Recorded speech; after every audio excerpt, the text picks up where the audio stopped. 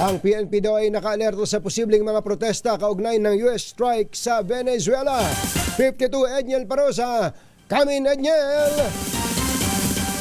Happy New Year, Katunying. Ilang milya man ang layo sa Pilipinas, hindi sinasantabi ng Philippine National Police ang posibilidad na may ilang grupong magkasa ng kilos protesta kasunod ng pag-atake ng United States military sa bansang Venezuela. Ayon kay Acting PNP Chief, Police General Jose Melencio Nartatis Jr., pinababantayan na niya ang US Embassy sa Maynila at iba pang critical na area para sa posibleng mga rally o gayang aktibidad. Inatasan na rin umano niya ang intelligence unit para i-monitor ang social media kung saan maaring magkaroon ng pakikayat tulad ng nangyari noong September 21 rallies. Pero sa kanyang pahayag na inilabas ngayong umaga, nilinaw ni Nartates na wala pa naman silang namomonitor na kaparehong banta. Samantala, katatapos lamang ng unang Monday flag raising ceremony ng PNP para sa taong 2026 na pinangunahan nga ng acting chief, wala pa ring anunsyo sa kung kailan magkakaroon ng formal na paggawad sa kanya ng ika-4 na estrelya.